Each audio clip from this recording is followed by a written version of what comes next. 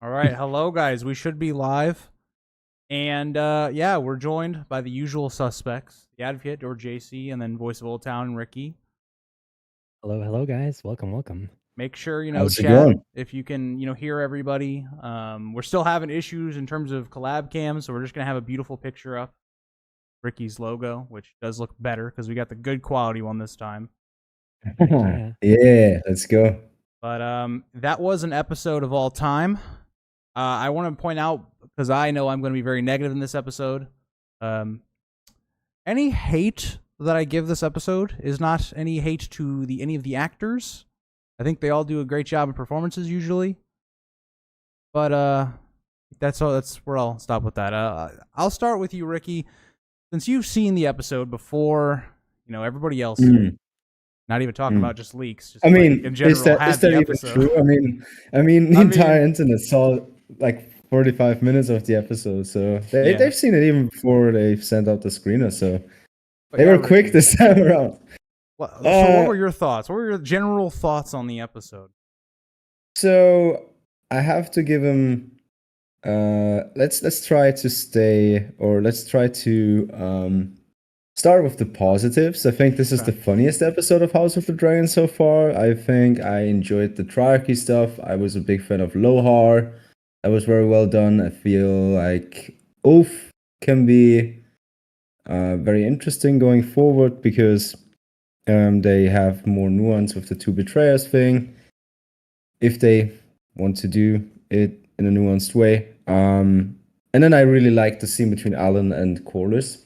I think that was very beautiful.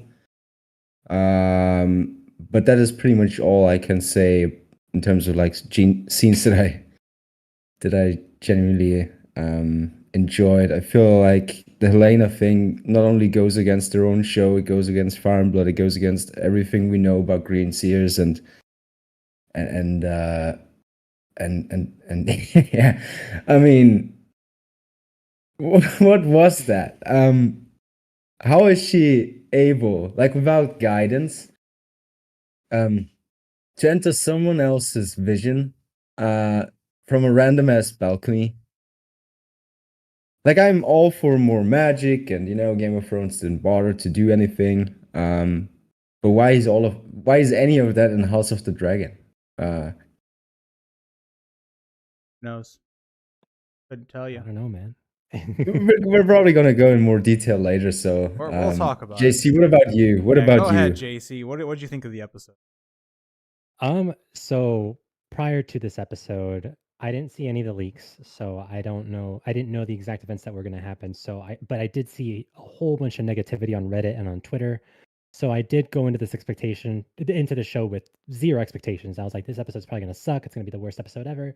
So if we're using that as the barometer for how good this episode was, I think it was better than that. It wasn't a 0 out of 10, but I do have problems with this episode.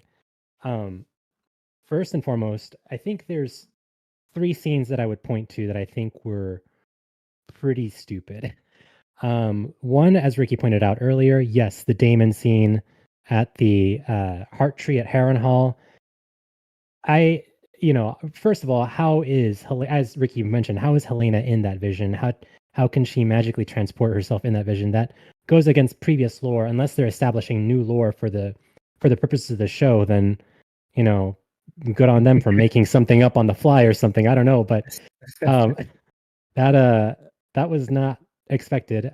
I think I had, as far as like the Damon Heart Tree scene, I think I had a bigger problem with them referencing a lot of the winter is coming stuff. Not only does it remind the audience of, Game of Thrones season 8, but I think it cheapens House of the Dragon, where you have to consistently use the Game of Thrones TV show as fan service for this show. I think House of the Dragon should stand on its own 2 feet, similar to how the first season of The Mandalorian was so awesome, because on top of it being a great story, it didn't need to rely on, you know, Luke and Leia and Han Solo and Boba Fett. No, it stood on its own 2 feet. I think House of the Dragon should stand on its own 2 feet without relying on fan service from those from the Game of Thrones TV show. Couldn't agree more. Yeah, yeah. And then the other two things were, and we'll touch on this in a bit, I imagine. The Alicent and Rhaenyra scene at the very end, similar to the end of to the end of episode 3. I thought it was just as dumb here in episode 8. And then also just the fact that the episode just kind of ends. Not that I expected the Battle of the Gullet or Fish Feed or spoilers. Well, I won't spoil, but other events to happen in this episode. I didn't expect that to happen, but I don't know. I was expecting a little bit more oomph here with the finale, and then it just kind of, it's like, all right, that's it, end of season. You got to wait until 2026 to find out what happens next. Yeah, It kind of blue balls there. Mm. All right, you guys were very nice, and you put it really like professional. No, fuck this episode. This episode pissed in my oatmeal, and like, what the fuck was this? Like, oh, let's have a whole season of Damon set up for him to have a character arc. Oh no, he didn't give a shit. He was still gonna be king until he sees a vision, which is just like, oh yeah, just make Rhaenyra queen. Why not? Fuck it. Like, he didn't actually grow as a character or anything. But Eric, winter's coming. Fuck this episode. No, dude. Damon went from the best plotline of the entire season to his plotline doesn't matter. Just don't watch episode 3, 4, 5, 6, or 7 for his plotline. Nothing changes. At the very end, he gets a vision that sets it straight. You didn't need any of the other stuff. All of it now just feels like, oh, we were having nice cameos of Millie Alcock and we were having Patty back. Like, didn't matter. It didn't change him in any way possible. Like, it was cheap like a Marvel fan service at this point. So they took the best plot line and they just threw it in the trash. Rhaenyra and Alicent just have another conversation, which means nothing because we saw them literally, I don't know, like what, 5 episodes ago? It doesn't. Yeah, it has no episode weight 3. to it. It was basically the same conversation, except we're supposed to feel bad for Alicent. Except I don't feel that bad for Alicent, unfortunately, because she's the one outside of Otto that put all this in place. I have no sympathy for you. Like, and to your point, also, at no point did Alicent was she sad about like, oh yes, Jaehaerys died. Did she even mourn Jaehaerys Targaryen at any point during the season? Yeah. I mean, I guess during the funeral in episode 2, but like, she's just like, oh, well, my council doesn't respect me. That's why I came here to see you, Rhaenyra. It's like, oh, what about your dead grandson? Like, don't you care more about Rhaenyra that? literally says a son for a son, which means that that shit they don't want you to even think about that anymore. It's like, oh, we still gotta even that out. So it's like it changed nothing. Like, not really. even think about the execution of it, Ricky. Like it's how just the off screen. okay, She just ends up at Dragonstone. Aemond just got done saying in this episode, we are not letting boats just travel around. We have to literally inspect them all. And then off screen, Alicent is just in Dragonstone. How the fuck does this happen? Like, God, they've done it how many times in this episode? Like, or not in this episode, this season. I didn't even think about that. Orwell's invisible boat. It's like, oh yeah, how did Aemond not see that? Why would you introduce something that prohibits movement of ships because of what happened in episode 7, and then do the exact thing and say you just somehow got there, and it was off screen? It didn't even happen on screen. The teleportation of season 7's back, where Varys is just fucking around everywhere in the whole kingdoms. One episode he's here, and the next one he's in the Reach or something. I mean, dick jokes are also back. Like, what the fuck was that? My dick exploded. All that shit. Like, it started with, like, even the scenes that I thought were okay, like Gwaine and Kristen get ruined by the fact that Gwaine is threatening the hand of the king in front of the Hightower hosts. And then you have that scene of, what was it? Yeah. That scene of Aegon and Larys, where it starts out so strong, and then Aegon randomly just keeps talking about his fucking non-existent dick. Like, it's even the little things, I think. So I don't even know where we should start this. Like, you know what, Ricky, you started on a good note. Let's talk about positives. You know what the positive I liked of this episode? I liked Alan and Corliss's like talk that you brought up. It was the only part of this episode that I felt something. I felt like Rob, and I'd already had all the crossbow bolts are already through me, and then like I just like got up a little bit, and I was like, oh, this is a good scene. And the next one is like, stab, he's gone, he's dead. Like, the performances were good. Allison's performance. Olivia Cook did a great job. Admiral Sharako Lohar and the Triarchy lady who Ricky pointed out. I thought that stuff that was going on there in the Triarchy was pretty good. I mean, it didn't really, move the plot forward. I'm just saying though, JC, why are we having like build-up scenes of the Triarchy all packed into the finale? This should have been happening all over the season. Yes, true. Yes, very true. Yes, very true. I get your point. You guys take the wheel. I had a little rant. I needed to cool down. So the Helaena thing. Okay, the Helaena thing. Go for it. I mean, it definitely implies that, she has green seeing abilities. And the fact that she pulls that shit off from a random ass balcony means that she's very, very, very powerful.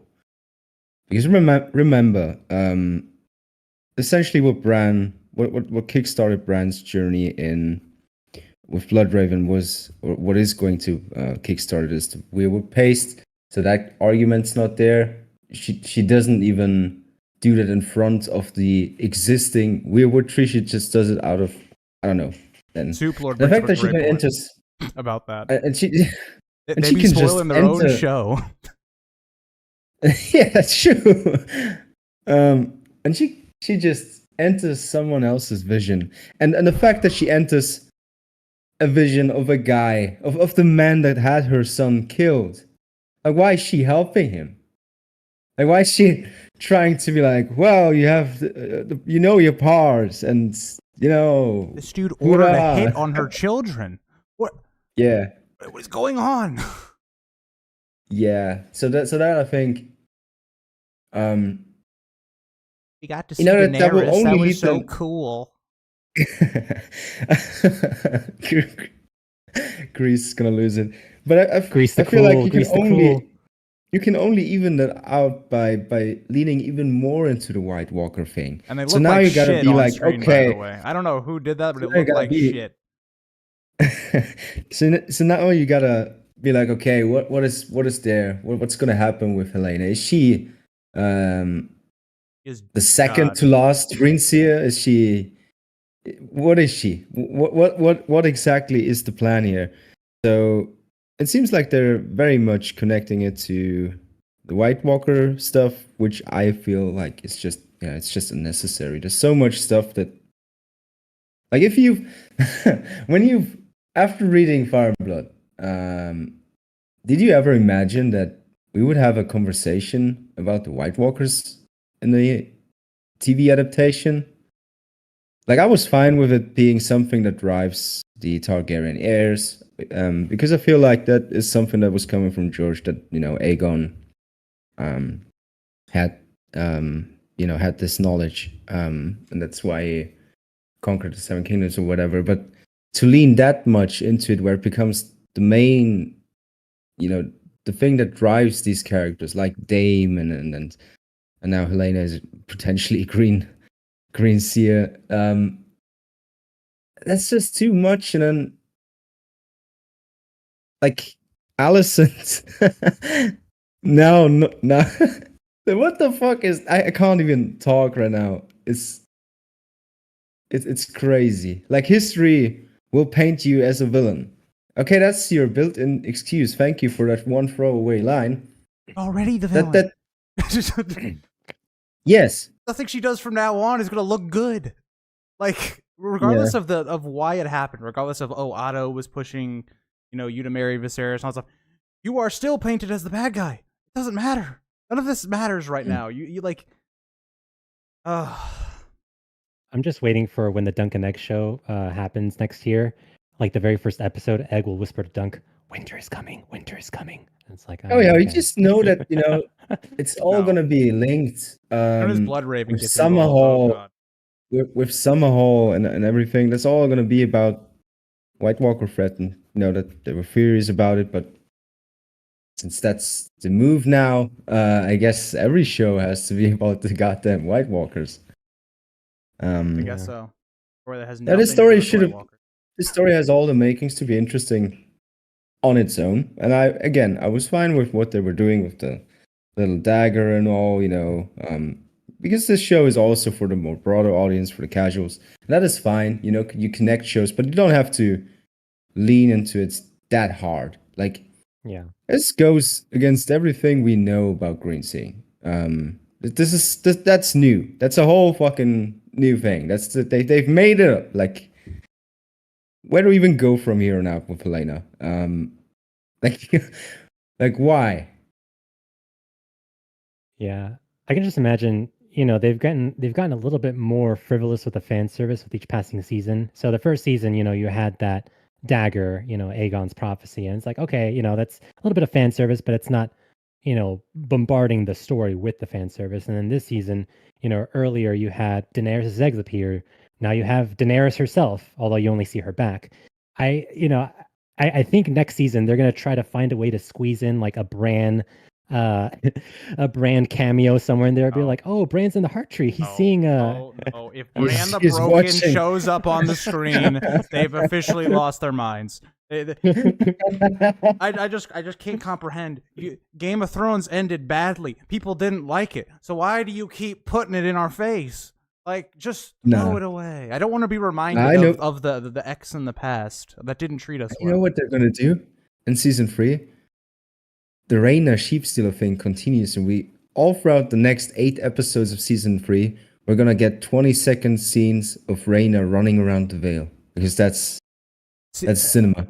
We've been shown the Vale as a dangerous place, and here's Rhaena. Like, what was your plan, Rhaena? You didn't bring any supplies with you. You're just like, oh, let me just wander off into the Vale. I guess this is definitely more important than being a mother to Rhaenyra's kids that I was entrusted to do. But oh hell, what if I would have died of dehydration before then, or I don't know, a mountain clansman chops my head off? I mean, I really enjoyed watching like 5 different scenes of Rhaena just like walking or like just being like, I'm gonna die, and then we don't even get the payoff of that whole random arc in the finale. It's just like he looks at a dragon. Wow, so crazy! So crazy. Be right back, guys. It's raining and my window's open. Oh my god, you got to fix that. Yeah, dude. JC, what'd you think about Rhaena in this episode? Yeah, I don't know. I think it would be hilarious if they actually next season, they just spend 20 seconds each episode just being like, "Oh, Rhaena's getting so much closer to Sheepstealer. Oh, do I have to watch the next episode? Is she gonna get her then?" I feel like we've been watching the same scenes for 3 episodes. Yeah, again, and this is a problem here with the latter half of this season more so than the first half. So the first half was, I think if you take season 2 as a whole, I would say it's probably weaker than season 1, simply because this latter half of the season had a lot of those scenes, like those Rhaena scenes that just, I guess it's supposed to clue us in that like, oh, Rhaena got lost. She's on her way to find Sheepstealer. Is she going to get her in this scene? Nope. Oh, what about this scene? Nope. And so it's a lot of just kind of that, not necessarily filler, but just a lot of, it kind of just, well, yeah, I guess you could say filler. Yeah. Padded scenes that you could easily remove from the episode and nothing would be lost. Like you could just as easily just have that final scene where she gets close to Sheepstealer and that would tell you the whole story. Well, how does nobody give a fuck about a highborn princess? Oh yeah. Yeah, like Rhaena goes she missing. Just runs off and it's like, and yeah, see you later, guys. She doesn't have a single guard. She doesn't ask for any like supplies. Nothing. She pulls a Daenerys, but except, Daenerys has an excuse. Her dragon pulls her off into, the wilderness or whatnot, and she has nothing. Rhaena just, willingly was like, hey, you know what? I got this guy. Just fucks off. And it was Helaena. It was Helaena. Yeah. Did she even She was astral projecting to Rhaena, and she was like, yeah, here's what's going to happen. You have to run all around the Vale.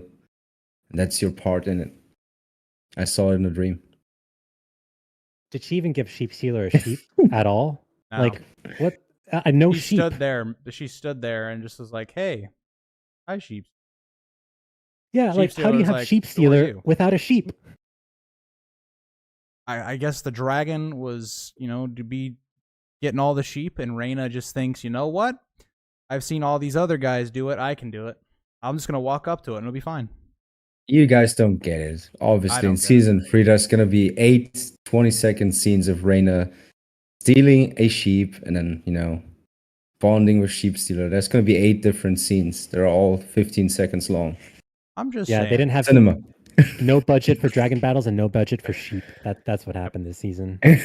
No budget for the sheep. I'm just saying, like, think about how much random stuff was in the finale of this episode. The finale of a season that is 8 episodes, and we had how much setup that had no payoff in this episode. Like, Yeah. nothing. And then, or you had stuff that just was like random. It just came out of nowhere. Like, I don't understand. And like, the Allison and Rhaenyra thing could have worked if you didn't have the conversation in episode 3. Because then it's like, okay, maybe there would have been a bit more emotion to it. They'd been gone for a whole season. But like, what is the point of having episode 3 they meet up and then doing it in then episode 8? And in neither situation, do they're like, hey, let's meet on a neutral ground. No, let's go directly into the heart of their castle. Like, I mean, I think it just doesn't work in general because who is Team Green now? Like Aemon? Oh Like, yeah, like, and that's like when they did that whole marketing of all must choose. I didn't anticipate it being Alicent that gets to choose as well. everybody gets to choose.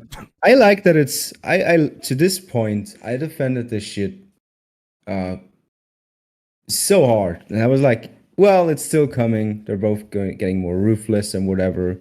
And we're gonna arrive at that point. And I always said that I definitely prefer that over the evil stepmother thing.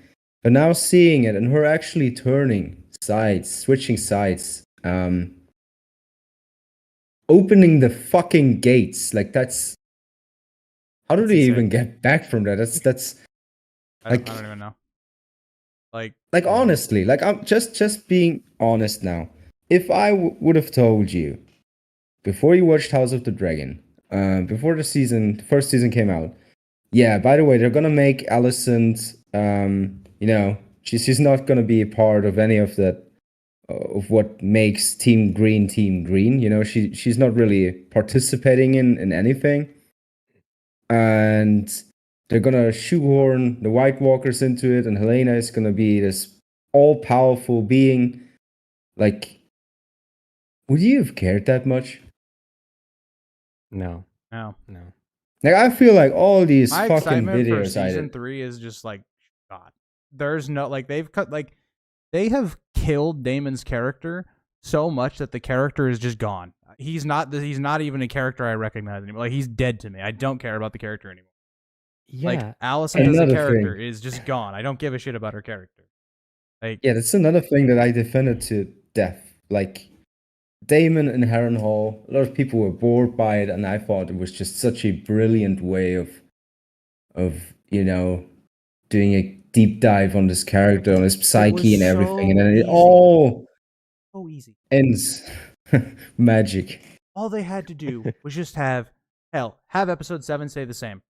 Fine. I know that worked for some people. Didn't work for us. Fine. Episode 8, all you had to have happen was just Damon. He thinks about, and he's growing as a character, and he rejects becoming king because he's realizing Rhaenyra for all the reasons that we built up through the whole season. Then you have a character arc in which the character fundamentally changes, and it's not just random. It's been built upon. That's why we've had all these setup scenes, why we've had all these visions. We've taken the time to build the character.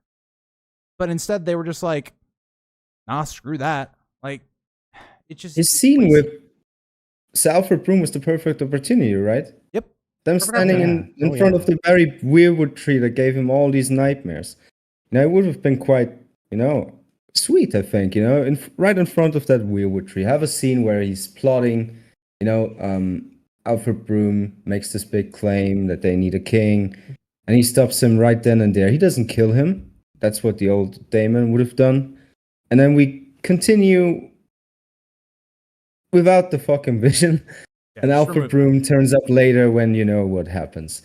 I think that would have been brilliant.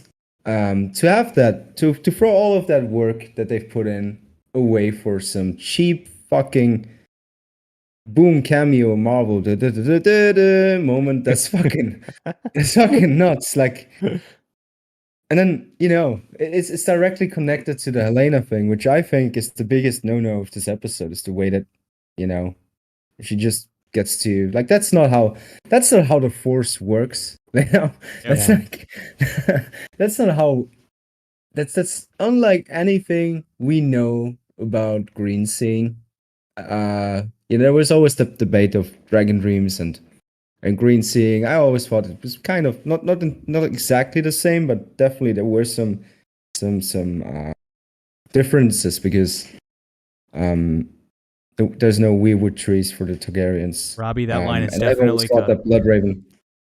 I always Go thought ahead. that Bloodraven, the Blackwoods, have a big part in why he is the way he is.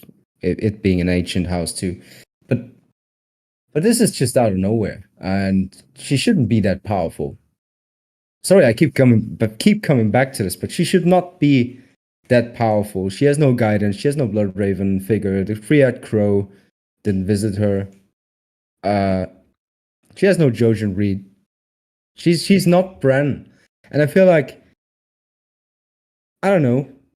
Ryan probably wants to do Game of Thrones, but that's not Yeah. the story. It's the Dance of the Dragons. It's about laying the foundation of House Targaryen's downfall and the atrocities. It's an anti-war story, so don't glorify another war that happens in 170 years. Like, Yeah. I think it totally misses the mark on what the Dance of the Dragon should be about, and that's why I'm so baffled at the decision to make her that powerful, because now you have some explaining to do, and by doing that, you only have to lean more and more into it. You have to explain how she is that powerful and what's going to happen now. Like, is the Freya Crow appearing to her, and we get all these scenes where it's like you have to take so much time to make that even remotely plausible, to right that wrong, and by doing that, it's only gonna annoy me more because I don't want to have anything about I don't want to see a White Walker long night show. I want to see a Dance of the Dragons. That's what I'm here for. So I don't know. Like, what are they gonna do? Is Damon's disappearance at the end? Is that something that they're gonna connect to? Well, what if Damon is now being called up by the Freya Crow? He's the next Green Seer, and it continues and it continues, and then it picks up with Bloodraven eventually. Like, those are the kind of batshit insane theories that I would never have imagined myself talking about for a fucking show about the Dance of the Dragons. You mean you didn't I'm read that in your sorry. copy of Fire and Blood, Ricky? It wasn't in your copy? Oh, it's all over No, mine. no, yeah, well, yeah. They've butchered So my boy. Continue. they've butchered. Yeah, so a while ago in chat, Matthew Stewart had a comment here that said they took away Damon's agency, and you guys touched on this. Yeah, they pretty much did. Like, Damon's character arc was near perfection, near being the operative word here. Like, had they not had that scene with him at the heart tree, and essentially, the quote unquote old gods telling Damon that, like, oh, Rhaenyra's on the throne, and that was the catalyst for convincing Damon to bend the knee to Rhaenyra. If you like, you remove that scene and you give more agency to Damon, it would have worked so much better. As Ricky mentioned earlier, if Damon, I don't know, chopped off Alfred Boone's head off, that would have done so much more for his character. And like, yes, Damon finally completed his character arc. He has, well, not redeemed himself, but he has kind of turned a new leaf and is now fully in support of Rhaenyra. That would mean so much more for his character than what they did here, where it's like, oh yeah, Damon, sees a vision of Rhaenyra on the throne. Therefore, okay, that is why Damon accepts Rhaenyra for who she is, not because of any of his own, not through a decision that he made on his own, but rather a decision that was made for him by the quote unquote old gods. Yeah, because he's still not entirely fine with being king, but he's still contemplating it when Alfred Broom talks to him. So all of those scenes, it's not a culmination of that season that gets him to the decision to sort of bend the knee to Rhaenyra. It's that magical aspect, that fate aspect that I just don't get that. Also, can we talk about the fact that Alicent is pretty much, she's um not only is she opening up the gates by revealing the battle plans, she's also putting the lives of I Daron was about to say it. Yep. and Kristen Cole and all these people in Guess she just jeopardy. doesn't care, Ricky. She doesn't care. She doesn't It care that doesn't. Rhaenyra getting on the throne means, oh well, guess what? Your son Daron? Do you think he's gonna get to live? You know, the one good son that you apparently have that you didn't raise? I guess screw that guy, because he has to be executed for Rhaenyra's claim. She just talked about that with Aegon. But why would that be different with Daron? It's the exact same situation. Kristen Cole is obviously getting murked as well, so I guess she just doesn't care. I will say, I know we're mainly trashing on this episode, which I love doing. I love my trash. I will say that some of the few positives with this episode is that they are giving, and this is something that they've done in previous episodes, they're giving Kristen Cole a little bit more humanity. He has, a conscience. It's like, oh man, like a conscience. It's like, oh man, like I've seen the dragons dance and it's horrifying. And it gives him a little bit more layers to his character. Whereas, previously in the first half of the season, he was just, Kristen Cole, the hypocrite who sleeps with Alice. And here he's got some more layers. And same with Rhaenyra. I mean, it's tiny. It's very tiny. It's like microscopic. Oh, JC, but they're don't giving start her with Rhaenyra. Don't start. they're All giving right, go her ahead. a little. They're giving her a little something here, building slight discord there, where she's like, "Oh, someone at Harrenhal wants to betray me. There's like a little bit of treachery going on. Let me go check it out." And it's like, okay, there's a little spark there that, ooh, they better do something with that next season because otherwise, this is so. It's like there's seeds there that are like, okay, there's seeds of potential future plot lines where Ryan Condell could, do something good with it, but we'll see if that. We'll see. We'll see. I think so too, to be honest, and the fact that she had all these people killed, during the Red Sowing, there are seeds, and with the way they're doing the Hugh Hammer storyline, for him to turn, we definitely need some bad out of Rhaenyra. Yeah. So Rhaenyra is not really my problem at the minute. I think there are just gigantic issues with Helaena and Damon, and we didn't even talk about Aemond yet. The fact that they've put so much time and effort into showing us his humanity, and then they just show him getting rid of an entire town. He's just the villain. Name dropping that. He's just the villain. 1,000. Yeah, that I would have been fine with that. I like his character in Fire and Blood as well because he's such a maniac. But they've put a lot of time and effort into, showing his humanity and all these scenes. And this guy felt bad for Lucerys 5 episodes ago. How is he now fine with killing 1,000 people? Because he saw some dragons. Because he saw that. It's it's stuff like that too. It's kind of hardcore to now do a 180 and like decide that he's a psychopath. He is. He has psychopathic. There were bits and pieces there, but I feel like we should have gotten to that point later, not now. But yeah. All I'm gonna say, Ricky. All I'm gonna say. Yeah, I'm glad they took a couple baby steps with her. Even though I think the way it was executed in episode 7 is still stupid. It still makes no sense why Rhaenyra, just all out of the blue, she's been the great character all the time, and then all of a sudden she's like, yeah, let's just send everybody all out at the same time and let them just get burned to shit. That doesn't make any sense to me. It's like, there's no foreshadowing to her having some sort of like, just send them all out there instead of like, oh yeah, we're trying to get dragon riders, so let's do it in the way that doesn't get every single opportunity for us to get more of them killed in one fell swoop. The dragon can only take one rider. So Okay, that's an episode 7 problem. So I'm not even gonna talk about that. Yeah, That's a yeah. writing problem that I have. I feel like looking back at all I've said, I'm going to find glaring issues, you know, when I revisit this season as a whole. Yeah, I've defended it a lot, and I got clowned for it a lot. And I'm not gonna review the show anymore, because I can't do this for my own sanity. I will do the live streams with you guys and cherry pick stuff that I can talk about. That's what I've done for Game of Thrones when it turned bad. But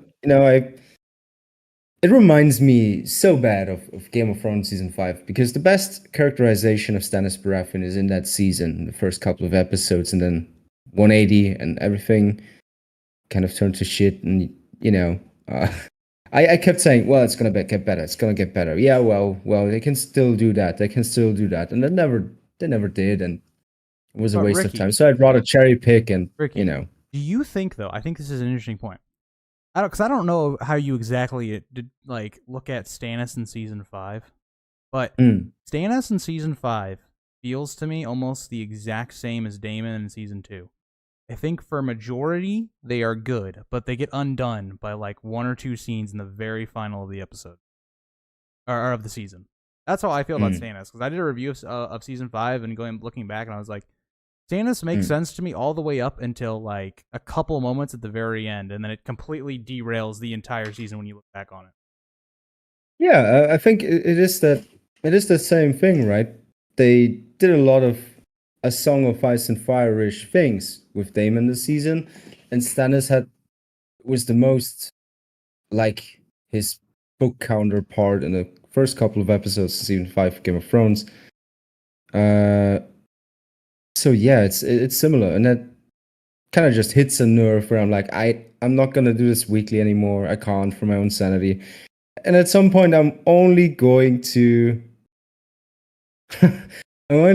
set up a camera, set up a microphone, and talk shit about something that I want to love. I'm coming from a place where I love this franchise. I love the world that George created, and well, we're back. We're so back. Ricky, you sound like a broken man. I am. You want to hear it broken for my members? When I do my last review for this episode, it's gonna be a dark video. Oh boy! When I made the Rhaenyra is broken video last week, or broken, she's still broken. Go ahead, JC. You sound like you're about to say something. You just look like you're wanting to hop onto something. Yeah. Well, I'm curious.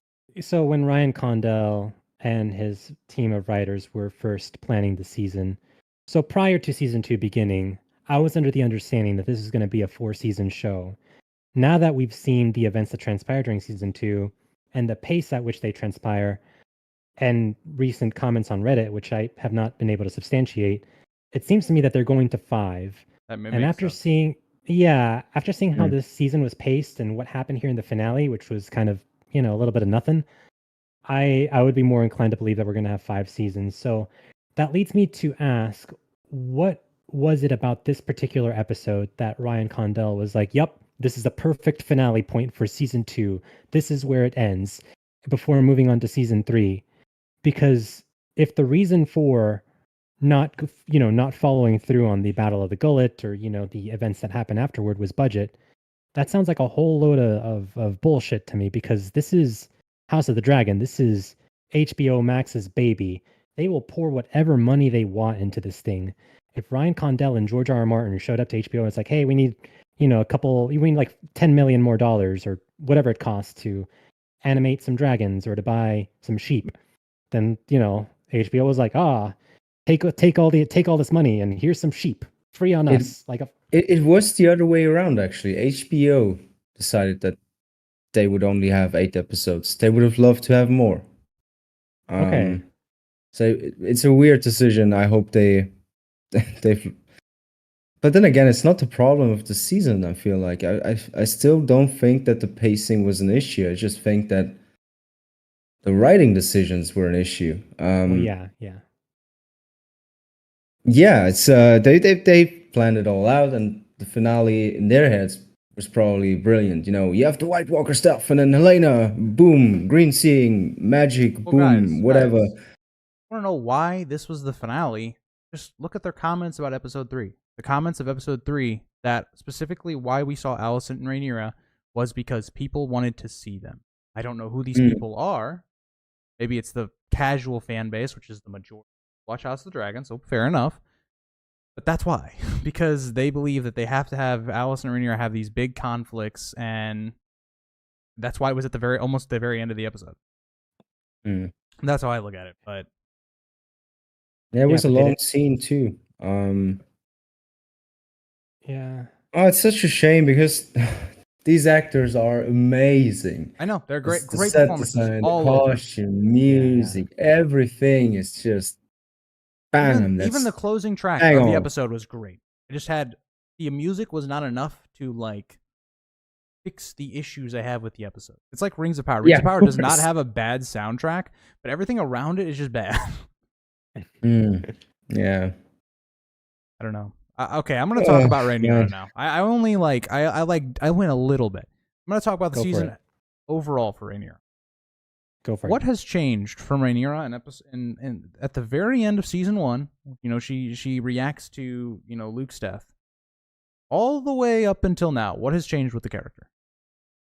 Because the only things you can realistically say is, well, she killed some innocent people, which, again, I have my own writing problems with. I don't feel like that fit what they had built of the character of Rhaenyra. They didn't really show any signs of that was going to happen. Like, it felt even less developed than Daenerys going mad. At least there was like a couple scenes where it was like, okay, Daenerys kind of seemed upset or whatnot. And then this episode, it's like he's mildly mad at Alicent. Like, the character is almost the exact same from where we started this season to the end. Like, this is specifically to people that say that we are getting Book Rhaenyra in the show. Book Rhaenyra would have burnt Alicent to a crisp. Like, the thing is, this whole scene was about making Alicent feel as bad as humanly possible, and as you know, to really shame her of all she did. But she didn't really do anything that bad in House of the Dragon. She didn't really do anything that bad in House of the Dragon. What did she do apart from being there for her children? And now she's okay. Like they turn it into her now being okay with the death of her children. It's like, it's insane. It's mind-bogglingly stupid the way they're going about Alicent. It's crazy. Kristen Cole gave her a wicked good time in that first episode. True. That was well, good for her. Good for her. She was doing some good riding. She's not a dragon rider, but she was riding better than most of the people. She claims the cannibal in season 3. That's right. I mean, yeah, it feels like such wasted. I mean, the amount of talent that they have in this cast, and they just didn't give Emma Darcy anything to do for like majority of this season. Like, it was just a lot of just, we're sitting around. We got to have peace. Like, to be fair, they should have just, at that point, Rhaenyra is not really, she's grieving. So at that point, they should have just had both Alicent and Rhaenyra take a back step. Yep. Yeah. Step back and just, because, but then it's about inventing stuff that's that's good. I really do think, and I agree with you guys, that Alicent and Rhaenyra should have taken a step back from being the main characters this season than what they were in the first season. Because, and again, there's changes from Fire and Blood. They're not going to follow the source material 100%. But in this section of Fire and Blood, Alicent especially, she kind of takes a backseat to things. She's not in the forefront, and I don't think she's in the forefront. For much of the rest of the Dance of the Dragons war. Rhaenyra, she has a couple scenes here and there, but it's not until a specific moment that will happen hopefully next season, where she kind of, Yeah. comes into the forefront again. So if that was going to be the case, and Ryan Condell was aware that, like, oh, shit, at this portion of Fire and Blood, Rhaenyra and Alicent kind of take a backseat. Instead of forcing these scenes where Rhaenyra and Alicent have to have these conversations together, which, as you guys mentioned, make no sense within the logic of the show. I mean, Rhaenyra like could have easily killed Alicent right then and there, or in episode 3, Alicent could have easily called the guard, and that would have been the end of Rhaenyra right there. Instead of forcing these scenes together, don't include them, and then follow new protagonists for season 2. Have Damon there on the poster. Have Damon and Aemon be there on the poster of season 2. And then season 3, circle back and be like, okay, we can put Rhaenyra there on the Team Black side of the poster, and then we'll put Aemon there on the Team Green side of the poster, or something See, like that's that. that's See, all of us. Think about season 2, the conflicts, the War of the Five Kings. Okay, season 1, you don't even meet Stannis. We barely meet Renly. Like, and those are all Right. like the big players of season 2. It's like, go ahead, Ricky. But that's us thinking, like what JC just said, making sense of that, of them still being the main players. Us saying that they should take a step back and let others kind of take over for a season is us thinking that they're gonna follow the book, and that's definitely not what they're doing. They've centered the season not around them becoming more, at least Alicent becoming more fierce and fighting for her family. It was all about Alicent being free now, going off on her own and finally being free of the burden of what made her Alicent. It was about Alicent becoming not Alicent. See, my And issue, like Ricky, though, is like, okay, they take the general outline of Fire and Blood, like for Rhaenyra specifically, right? But then I talk about this, I feel like, almost every single week. They take the general outline of what Rhaenyra does, and then they apply it to the Rhaenyra of the show, who has not that character fundamentally, right? Yeah. Like we took like Fire and Blood after the events like occur where she has a miscarriage, her son dies, her father dies. She basically completely shuts down. She's overwhelmed with grief and all these things, and that kind of takes a back seat. So then you can't take the events of what happens in her story, the general outline, and just completely just try to do that because it doesn't fit your character. You haven't built the character to do that. And so at times they tried to make things up that just didn't work most of the time. Or they just continue to do that. Just have her just sitting around doing nothing. And it doesn't make sense with your character that has been proven to be more emotionally intelligent as the character got older. Yeah. So it doesn't fully agree. fundamentally make any sense. And the character did not grow at all or not even take the other way around it, like decline. They didn't, no point did that really occur. Like maybe little things here and there, but it wasn't anything crazy. Real quick, I gotta acknowledge Papa Khan. I don't know how that makes sense. He said that he has cheese in his trousers. Yeah, I agree. Oh my. Also, Dakota, sorry for my swearing earlier. I know you wouldn't approve. I don't think you were in here yet, but I was heated at the beginning. Come on, it's Grease the Cruel. It's the return of Grease the Cruel. Yeah, I started to Grease the Cruel. Now we're Aegon the Third. I'm just like, screw the dragons. I don't want to see him anymore. You're just so over it. Yeah, I gotcha. Yeah, it was an interesting season. I think, and Grease, I don't know if you want to speak on the season as a whole, but right now, if you want to save that until the end of the stream. But if I think, again, looking back at the season as a whole, I would say if we just take the first 4 episodes of season 2 by themselves, I would say like that's peak television. It's like, all right, I have a few problems here and there, but overall, this is a very well done season of House of the Dragon, season of anything on television, really. It's one of the best things ever. And then we take these last 4 episodes and some of the narrative decisions they make, some of the lore implications that they kind of ruin, some of the filler, and it's like, just kind of really kind of brings that season down to Not that good. And yes, I know you have a super chat. Go ahead. Okay. But yes, I'll get to your question, but so thank you, Radical, for the super chat. But yeah, was not a big fan of the Allison stuff, and that also goes to a question Jesus had as well. We already kind of did talk about the scene with Alicent and Rhaenyra, and it was there because apparently the fans want to see them talk all the time, and it was supposed to be a scene where it's like Alicent feels bad about everything she's done and setting her free, and it was just there almost for fan service for people that wanted to see them together. It's kind of how I look at it. And then also the Damon's vision stuff. There's a lot of questions there because one, how does that work in House of the Dragon? Like how is he seeing Helaena and all this stuff? And the point of it was just, okay, we need Damon to be Team Rhaenyra, and so instead of taking the natural character route, they gave us visions for one, fan service, so we see Daenerys and the White Walkers and Bloodraven, but also to like forward the plot, even though they had it built there already. The road was built. You just kind of went off the road. But yeah. Yeah, I don't know. I mean, in terms of like the season, JC, like I agree with you. I think the first 4 episodes, I think outside of like episode 3, I was still pretty high on the first 4 episodes. Like even episode 1, which like Blood and Cheese, I think was kind of disappointing as a book reader. I still rated it pretty highly. I still say it's a good episode. I think it could have been a lot better. Yeah.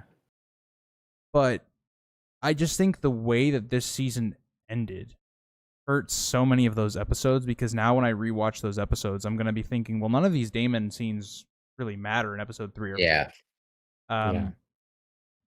And so it hurts it when you rewatch it. So it's like right now, I still think like episode 2 was a good episode. But what's going to happen when I go back and think about, okay, well, this ends up leading to this. So does this scene even matter? Type stuff.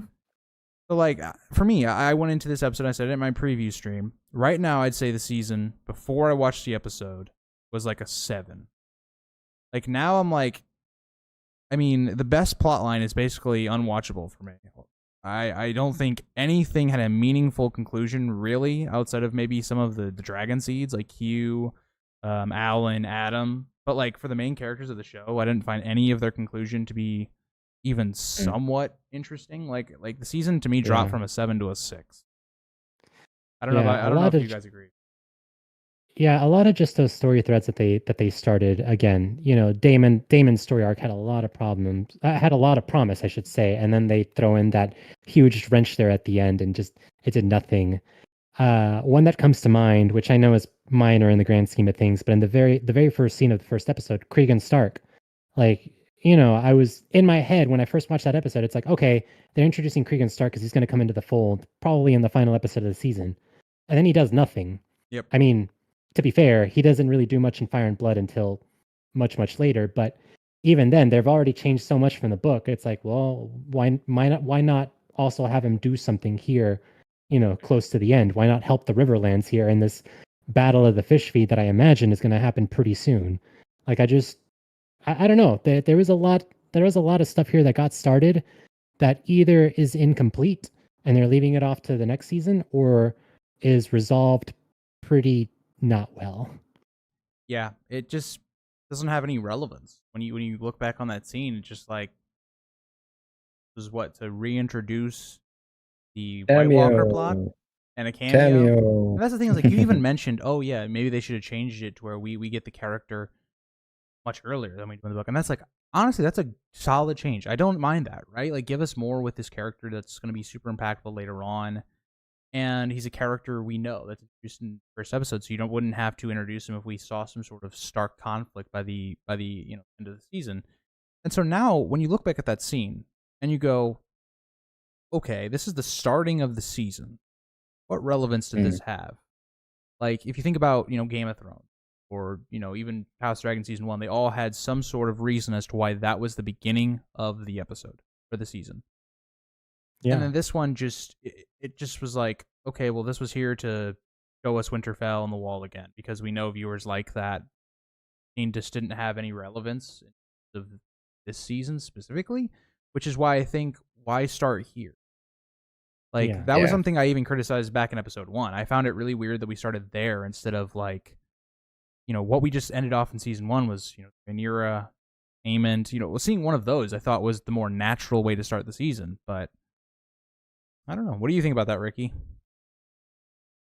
I think there were a lot of decisions, now that we've seen all of it, that were quite questionable. I think instead of that whole veil thing, and if you are willing to go to such an to such an extent where it's like unrecognizable of what we know about A Song of Ice and Fire with the green seeing thing, at that point you can change whatever the fuck you want. So at least make it entertaining. I don't, and I've said this many times, I'm not a Fire and Blood purist. I don't think that book is that good. So I'm fine with changes, but at least compensate in a way that's entertaining. And that's not what happened here. Like all those random scenes in the Vale, we could have gotten so much other stuff that would have actually been entertaining. Have Corlys finally talk about his past and all the stories. Like he's one of the few who actually have seen war, and even more than that, he's seen so much. So why cut the Jace thing short if he's not going to be a part of the Dragon Seeds plot anyway? Have him be at Winterfell the entire season and deal with that, and make the Pact of Ice and Fire actually, worthy of that name. There's so much stuff that you could have focused on that Yep. could have I agree. helped. Yeah, I mean, But all in all, I agree with you guys. The first 4 episodes, especially the second one, I feel like was one of the best episodes in both Game of Thrones and House of the Dragon. agreed. Was really, really good. There were a few glaring issues that we had. Fire and Blood, Blood and Cheese, and obviously the Sept thing. That should have gotten us even more worried, seeing how it all ended now.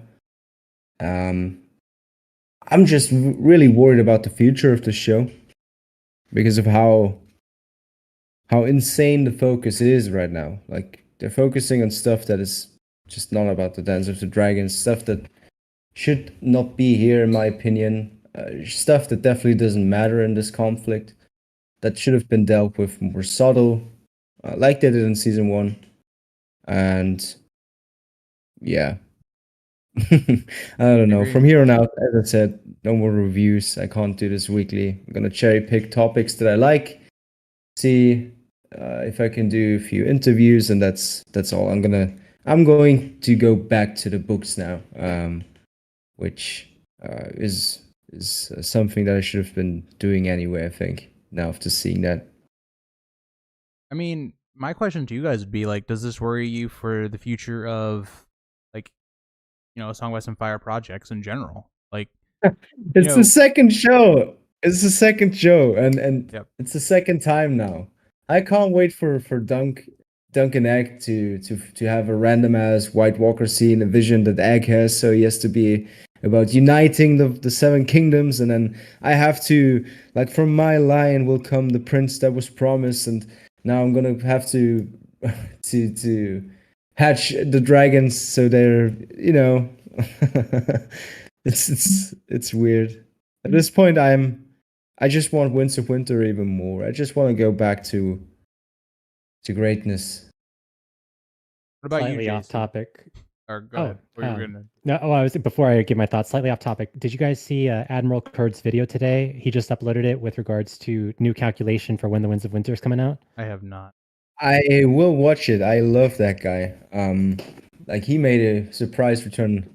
Admiral Kurt came back before GTA 6 dropped. Like that guy made phenomenal videos and then just dipped. Yeah. Yeah, he's come back. But do you want me to spoil the reveal of what day he did? Like a bunch of algorithms, used a bunch of it's a scientific method he used to reach when we will see the Winds of Winter. It's probably the best video I've seen on it. Do you want me to spoil it, or you want to watch it for yourself? I'd actually prefer if I can watch it. Okay. All I'm gonna say about Winds of Winter is I don't watch that stuff because it depresses me. Until George shows me any sign of life on Winds of Winter, I don't care. Yeah, it's sad. Jesus, my biggest issue was oh, go ahead. my biggest issue was Helaena. and her being the most powerful thing we've ever seen in this franchise so far. Um, without guidance, without anything, from a random ass balcony and stuff. But I've talked about this in great detail. I'm gonna talk about it for my review. I don't want to keep going on this rant. I'm sorry, guys. Just heard me bitch and moan and complain. But yeah, go ahead, So- JC, on your thoughts on the future of Thrones project. Yeah. As far as future adaptations go, I think so. The pattern we've seen is that the first season of the TV show adaptation for both Game of Thrones and House of the Dragon was pretty damn phenomenal. Probably some of the best TV we've ever watched. Not just because it sticks super close to the source material, particularly with Game of Thrones. The first season is almost, I mean, as close as you can get to the source material It's without pretty it being damn exactly perfect in terms of like Yeah. building extra scenes that weren't in the book while also. Right. And that's the thing. Like even with the stuff that's not in the book, what they add to the TV show makes so much more sense. It enhances the source material. It adds to it. Those scenes with Robert and Cersei, even those scenes with Littlefinger and Varys, like it adds so much. And it's like, wow, this is really they really thought this through. This is really well done. And then Yeah. obviously after that, with each passing season, they start deviating more and more and adding more stuff that is kind of eh. Yeah, JC, like that's right there the blueprint of how you adapt a show. You take stuff that like in these POVs we're only in one character, but these are things you could have seen happening off screen if we Right. had another POV. Right. And so similarly with House of the Dragon, I mean the first season of the first season of House of the Dragon, obviously, they add a lot of context to Fire and Blood that wasn't there, but a lot of it is meant to enhance the product. It's like, okay, Rhaenyra's children are bastards as Mushroom, claimed them to be. Well, there's other stuff too. I can't think off the top of my head. But basically what I'm trying to say is that the first season of these TV show adaptations is a good blueprint for what the source material was, in addition to additions that enhance the source material. And I think with each of these future adaptations, I think it'll still follow this. I think it'll follow that pattern where it's like, we'll watch the Hedge Knight and I'll be like, oh man, this is so damn good. I can't wait to see the Sworn Sword. And then, it's like, oh, I blocked the Checky Dam. Also, did you hear about the White Walkers, beyond the wall? It's like, oh, don't remember this when I read, Duncan Egg. And even if that Yee show ever comes to be, I can just imagine like, the people of Yee being like, oh, winter is coming. Oh, no. It's like oh, episode 1, here we go. We go again. Yeah. So Yeah, I agree. yeah, At this point, what show about the Long Night being about the fucking Dance of the Dragons or something? exactly. So to answer your question, I think obviously I will watch the Hedge Knight, and I'll probably still, I guess you could call me a hypocrite and a sheep. I'll still watch all this stuff, and I'll probably complain about it, but I'll still keep I coming will. back for more because Same. because I just can't help myself. And Winds of Winter is not going to be here for a long time, and I need something to pass the time. Let me I'll answer. definitely keep watching Or go it ahead. too. I'll just really tone, like I'll just, be less active because Ricky. at this point I feel like I'm going to spoil the fun for my for people that watch these videos. It's not going to be entertaining. I'm not going to turn into some nerdrotic bullshit where everything I drop is negative and oh my god, you should hate this shit. And I'm not going to shove my disappointment with the show down the people's throat and essentially turn into a whatever channel. Like I have this is very much my escape place, so I'm not bothering to turn it into a negative space. So I'll do content, I'll cherry pick stuff, but I'll focus on the books now. That is definitely clear. I'm gonna take a step back now. I'm gonna focus on my own shit, on my own stories that I want to tell. I want to shoot a Game of Thrones short film next year, by the way. That's something that I want to do. But as far as House of the Dragon goes, no more weekly reviews for me, man. Agreed. Like Ricky, I kind of alluded to this in my preview. I kind of figured where we were going, but it's like we'll still be in the community, but it's not like we're gonna be passionate about it. Like maybe we were, like Yeah. like my example is, so for until episode 7, I would do a rewatch of the entire episode the night after it came out and after I'd done the stream. I'd go through and I'd write down like what happens in every scene. I'd go through it on live stream. I'm not gonna do that anymore because I don't want to sit through and watch an episode I don't want to watch anymore. So when I do a stream, it's gonna be like, okay, well, if you guys got questions or we can talk about the episode. Like the passion of it is not gonna be the same because it's something that you don't like or you don't like the direction of where it's going. So why put all this extra effort for something you're not even passionate about to begin with? So that's how I look at it.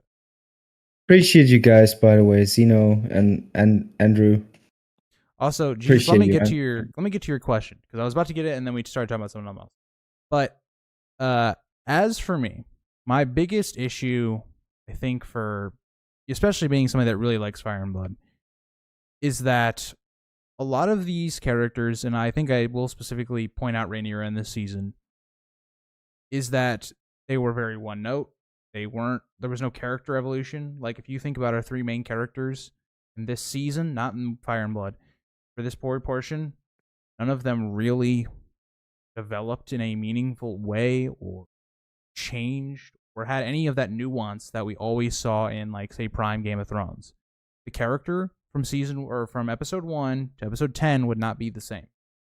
Ned, biggest example. Ned starts out as somebody that's very in tune with his beliefs and his ideology, and by the end of his plotline, he's having to put those to the test. He's having to have Littlefinger bribe people that he can try to get power because that's the only way he sees that he can do it. It's testing his limits. Him having to try and protect Sansa by saying that Joffrey is your king. That is character development in which we went from episode 1 to episode 10 and we had a meaningful development. And that happens almost, if you look at season 1 of Game of Thrones, that happens for almost every single character. They have some sort of meaningful growth from the first episode to the last episode. And that continues through the prime seasons of Game of Thrones.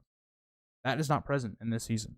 So my biggest issue would just be characterization in general. Outside of like a couple characters here and there, that was just completely lacking in this season and went nowhere.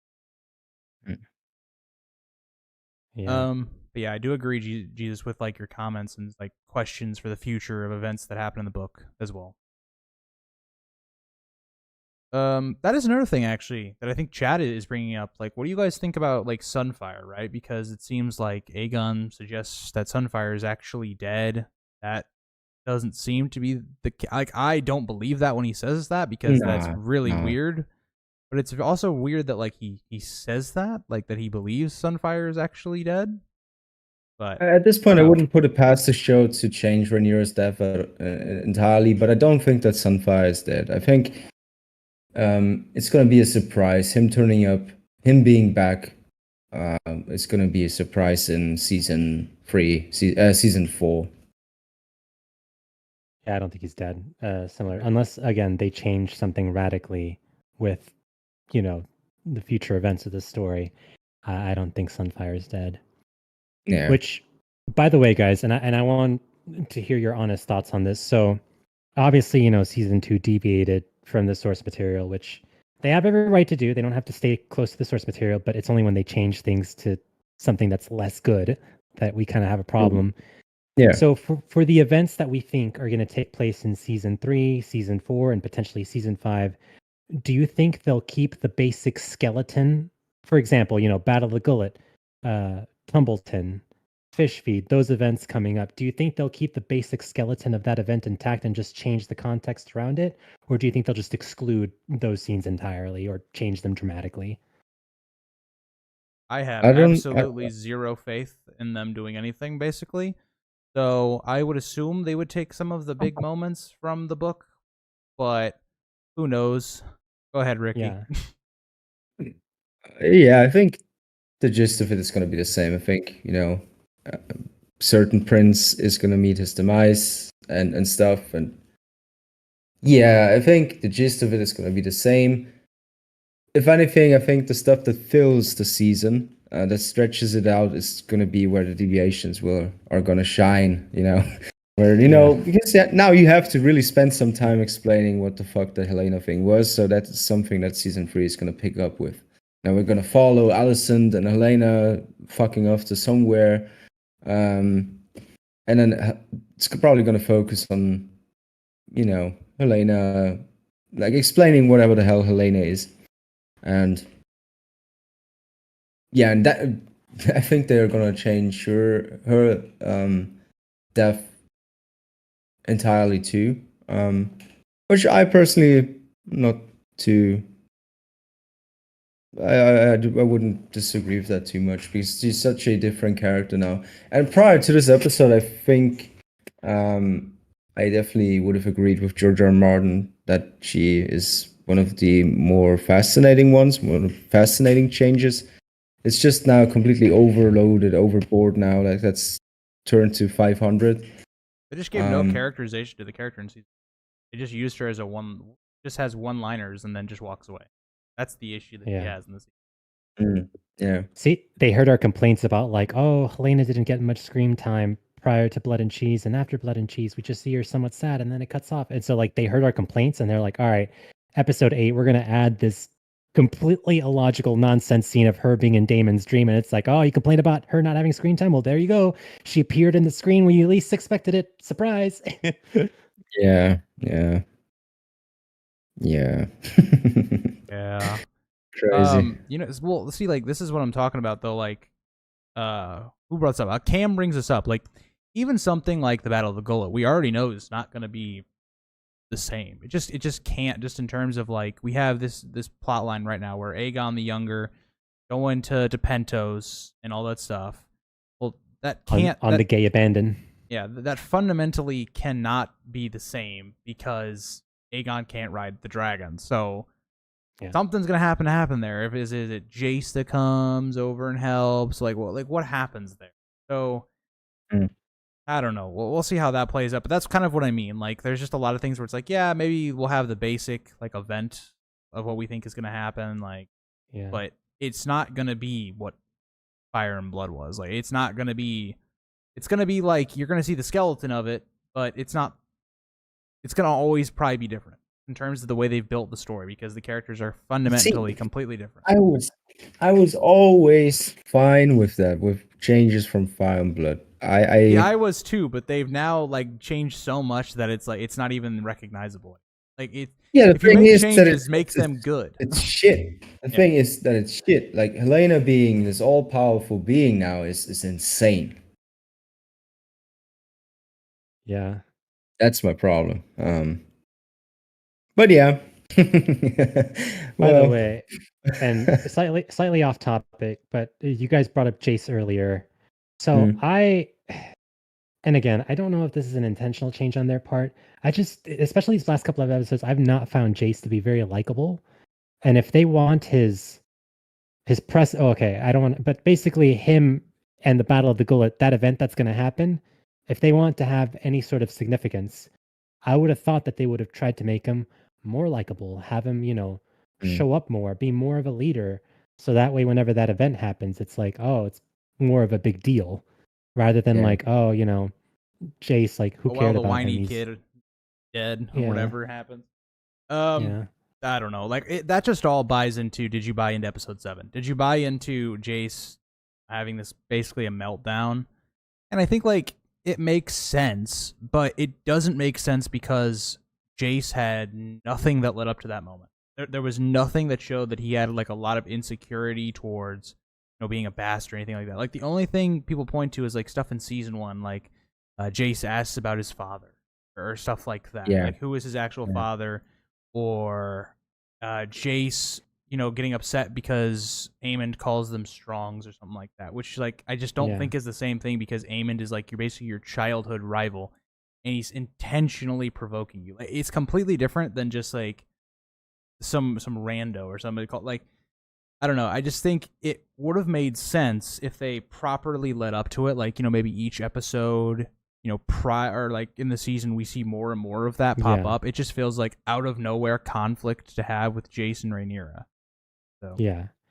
And Zeno, I see Zeno's comment here that he says that he'd rather have Jace have insecurities than him being perfect. Like, I'm not against Jace having insecurities. I think it's just the way he accesses those insecurities comes across as very whiny and just unlikable. And I think there's a way, as Grease said, for him to kind of, for the writers to build up Jace kind of being insecure about, him being a bastard, well, him learning about being a bastard, then realizing that he's a bastard, and then, that coming to the forefront for his character, and then him still, not coming across as whiny. I think there's a way to do that. The Like, way they kind of just hey, go JC, ahead, let me cut Reese. you off for a second. Like, think about the Yeah, go for perfect it. moment to do it. Like, the conversation. I think, is it episode 2 where it's like Jace and Yes. Bela have that conversation? Yes. Throw in yes. there, Jace, having some conflict, some internal conflict about his parentry. They literally talk about Harwin in that episode. Why not, Yeah. put some of it there? But they don't. So yeah, but that's my problem. There's no build up to it. Yeah. See, Or I would have- have loved to see him in Winterfell for the entire season, and then he hears about the Dragon's plot. If he's not going to be involved anyway, really. And then he bonds with Sarah Snow over that. Also, a bastard. Both being bastards, contemplating what that means for their individual characters. It very much came out of the blue, and now he is this. Yeah, he's whatever. I like it. Actually made me sympathize with Oath and not with Jace. I was like, yeah, just shove him aside. Just who do you think you are? Yeah. By the way, guys, Radical Z asks here, was Otto taken prisoner by the Greyjoys? And I didn't we saw he was a prisoner, but I was like, oh, how did that happen? My guess Was think is he's- a reach conflict, but Yeah, Beastberries. Okay, gotcha. because they mentioned it like very briefly. I think it's weird not to show us Otto getting captured based upon like how much fluff or like scenes I think that could have been almost completely deleted in the last like couple Yeah. episodes, but weird, I guess. I guess, yeah, that makes sense because then, Ormond Hightower and Daron. Yeah. Okay, gotcha. Did get to see, we didn't really get to see Darren the actor, but we got saw little hints of it, I guess. Maybe Daron will be the savior of House of the Dragon. Who knows? I'm looking forward. Well, I'm cautiously optimistic. There we go. To see Daron Targaryen in season 3. Let's. I don't know. We'll see. Violet brings up, in my opinion, the perfect comment. My thing is, season 1 ended with everyone preparing for war, and then season 2 ended with everyone preparing for war. There wasn't any progression in this. That's exactly how I feel. Like there's just no progression of anything that happened in this season. Yeah, and we've mentioned this earlier. We don't need giant dragon battles every single episode. No, but we want a continuation of the story, escalation. Episode 2 was perfect example of being in war without having a dragon battle. That escalation, that tense moment between both Team Green and Team Black.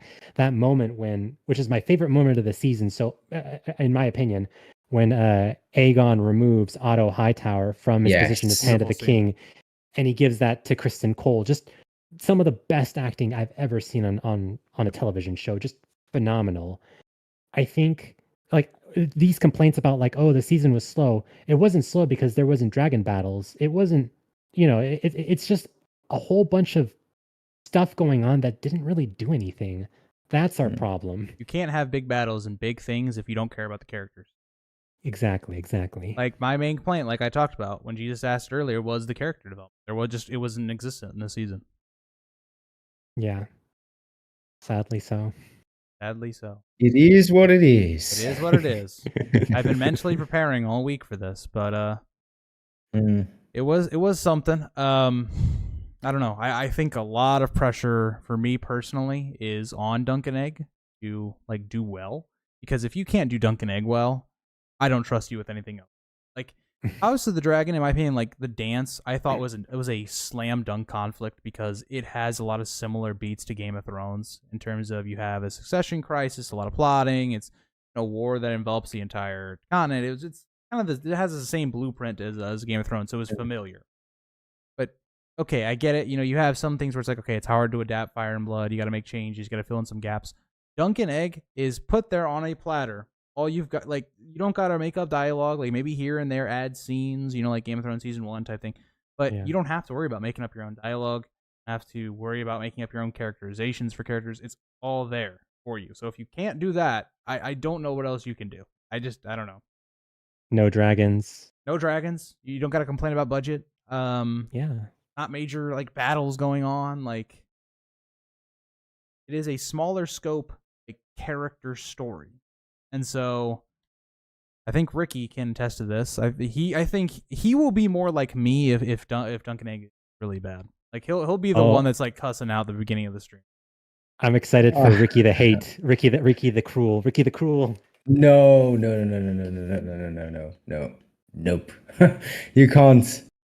Please don't do this to me. Duncan Egg is very close to my heart. That's the story that I'm the most attached to in terms of, they have to get that right. If they don't, I don't even know what I'm gonna do. Yeah, very. Meet us down in the pit. You're gonna meet us down in the pit where Damon and Rhaenyra's corpse are. That's where you're gonna. That's where you're gonna meet us. You're gonna meet me down there. You know how many characters in my top 100 series I have from like this era that I have within like my top like 20, maybe top 30, and they just like they're just like, we don't want to play with you anymore, Toy Story style, and just yeah, they have to get that right. Have they announced the release date for that show, or is it just 2025? George R. R. Martin was mentioning early 2025, but then deleted that comment. Definitely 2025. And by the way, I don't know if you've seen it, but there was a release clip of Duncan Egg. I have not. Oh no. It's pretty damn dope. I just haven't looked at it. Dunk has an Irish accent. I think that's a nice touch. I like that. Cool. Pretty much, like Davos, small folk, flea bottom. Dakota quiet. Yeah. Kat, you need to quiet. Oh, I've been and busy. Another thing, on the topic of small folk, sorry to like bring it back again to the negatives of House of the Dragon season 2. Again, I know we're beating a dead horse or a dead sheep here, but seriously, this season would have had more of an impact if we saw someone who was common born, like Nettles, someone who was low born, claiming a dragon. It would just, not only would it, go kind of like, aha, fellow Targaryens, I'm stabbing your little theory about how only a Targaryen can ride a dragon. Look at me, a little common-born, low-born girl is riding a dragon. It would have been so cool, would have added so much, I don't know, grandioseness to someone who's a dragon rider, that it's not necessarily, being gate kept behind this, you have to be this pure Targaryen bloodline in order to ride this dragon. No, anybody could ride a dragon, but they chose to just keep it to Targaryen bastards only, and that's fine, but I don't know, it's just missed potential. It's the main thing that makes Duncan Egg interesting, because Dunk is that. He is that exact blueprint. He is. Yeah. Be able to handle that. And everyone they meet is, not everyone, but a lot of the people they meet are small folk too, and that's the perspective that makes it so brilliant. It's more personal. Just watch them. It's personal to me. Well, watch the showrunners make him a secret Targaryen, and then therefore ruining the lore and being like, "Oh, Brienne is a secret Targaryen too." If they did that, I pity the fool next to Ricky. He's gonna start lashing out.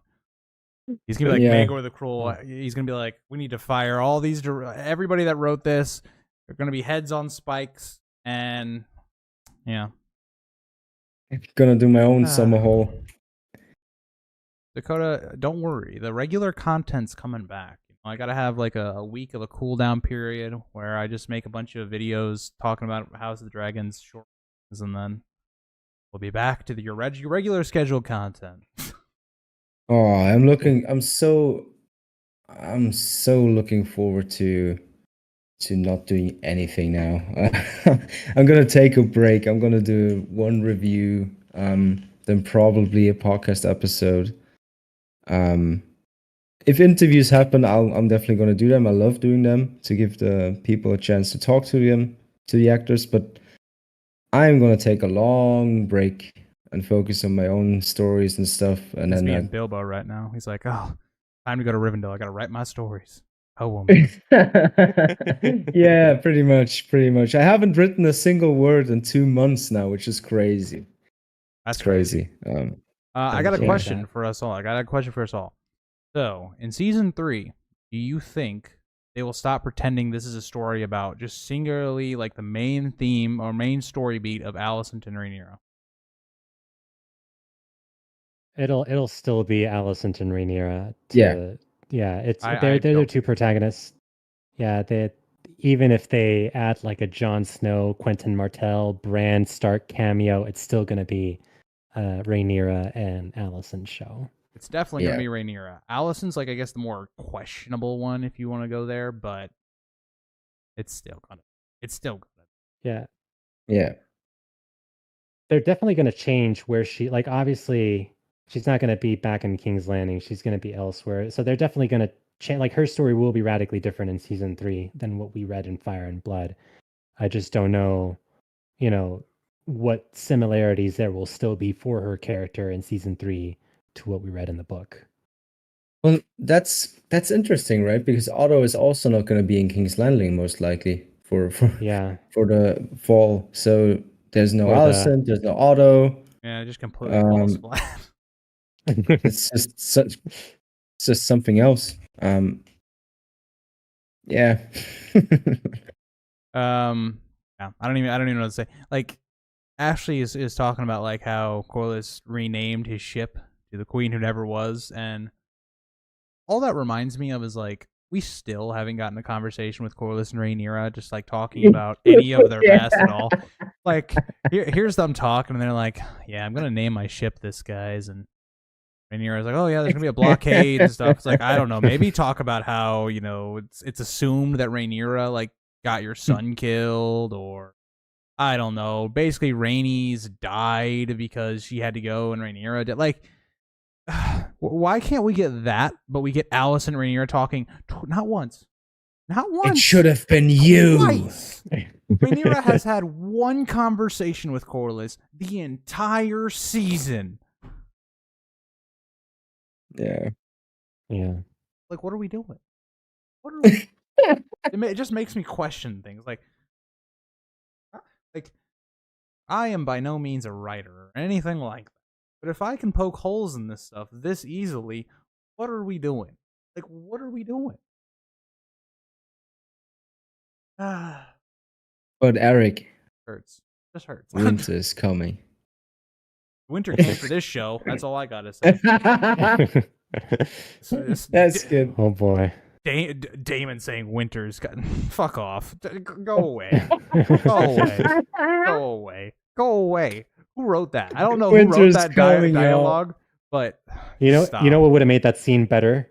If when he knelt, he would have said, "But she's McQueen. She's McQueen." Oh god. Winter is coming for the House of the Dragon. At this point, I'm Team White Walkers. Like, you know what? Screw it. Let's just say this is a new timeline. Let's go Marvel with it. This is a new timeline.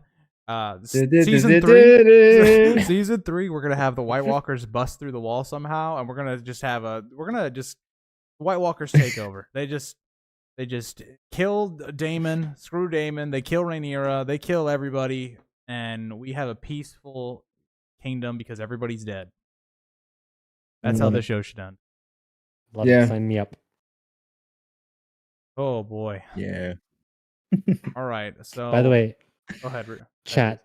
Thanks for joining us, chat. Yeah. And if anyone in chat did enjoy the episode, we're sorry. We are sorry. I will say though, you guys must love the negativity because the preview stream for this episode and this episode has by far been the most viewed streams that's ever been done on this channel. So you guys must be like me and thrive in the let the hate flow through you. All right. Let's kind of get to a wrapping up. I know it's very late or early if you want to consider that for you, Rick. But yeah. let's wrap it up. Let's first do so episode rating. Just this episode. What would you guys give it? I'll start with you, JC. I would give it probably like a 4 out of 10. Ricky? Same. I'm giving it a 4. I don't know where I am. I want to give it a 4 just because like the production of things at least is like quality, the acting's good. Everything outside the writing is good. But like at the same time, I just want to hit it with like a 2, but I feel like that's disrespectful. So I'm going to agree with like a 4, The 4 points is completely based off of Alan and Corlys and just the production guys. I think you guys did great, but so okay, we got that out of the way. We're all at a 4. It's not so good, especially for the finale. what would you guys give the season as a whole as a rating? The whole season 2. Ricky, start us off. What's your season 2 rating? I knew that was coming, so I calculated all my ratings. Oh man. I gave episode 1 a 7, I gave episode 2 a 9, episode 3 a 7, episode 4 a 7, episode 5 a 7. I gave episode 6 a 9. And then the last 2 episodes, 7 a 6, and this one a 4. And that gets me to a 7 overall, but that's the problem. You said now you have to reevaluate Damon stuff, the Helaena stuff, Amond, like giving us so much time, showing his vulnerability, his insecurities, and now he just blasts an entire town and kind of gets off on it. I don't think this deserves a 7. So What you gonna give it, Ricky? What you gonna give it to? What you gonna give it? You gonna give it a 6? Yeah. a 6, yeah. Okay, I think that's fair. All right, JC, what's your rating for the season? Yeah. If it had just been the first 4 episodes and the season ended there, well, not ended there, but if it, like after I'd watched episode 4, I was like, wow, this is like a 9 out of 10 season. After seeing what happens afterward, a 6 out of 10. That's pretty fair. I think 6. I'm in the same boat. I did my mid review and I gave it an 8 for the first 4. I can't like if I would go back in the video and I knew what was gonna happen, like some of the stuff that it follows just damages those episodes. And I think a 6 out of 10 is fair, given the actual quality of the show in terms of production. Kind of at least keeps it around like a 4 or 5. And there was good episodes, here and there, and maybe we won't look at them as nicely given what happens, but some of those episodes were still good, and they still, I think, hold up. But I would say a 6 out of 10. And that's crazy to me, given that I thought I wasn't. I don't think I was as confident as you, Ricky, on this, but I still thought like this season was going to be an easy slam dunk. Boy, that didn't go so well. But yeah. Wah, wah, wah. Anything you guys want to say before we head out of here? Just thank you to both you guys in the chat. I had a great time talking to you. Lovely to have been a part of it, and yeah, hope you guys are doing well. Of course. Yeah. AC, any final remarks? Grease, dude, thank you so much for hosting, man. Thanks for having me on here. I really, really appreciate it. Thank you, man. Ricky, dude, pleasure to meet you. Hope we work again soon. Love getting to talk with you. Love yeah, definitely. Yeah. Chat, you're all so lovely. Thank you so much. Check all these guys out. You're on Grease's channel, but check more of his content. Go back and comment more stuff on all of his videos. Give him some of that engagement for the algorithm. Do the same thing for Ricky. Just spam likes and spam comments on all his YouTube videos. All that algorithm love. And thanks for joining us, guys. Sorry we trashed on this episode if you liked it. It's all in good fun. We love you guys. Yeah. Specifically go back to me and JC's videos on season 2. Just I rewatched our predictions we whiffed on all of them. Just drop an L. Just L. Just put L in the chat. You don't gotta say anything else. But yeah, thank you for you guys joining me on here. It was a great time covering season 2. Definitely, I think it was interesting just to compare back to covering season 1. Got to meet some great people and all of that. And you'll probably see more from us. This won't be the last, but I appreciate everybody that came on the journey with us. And yeah, we'll see ya some other time. But bye.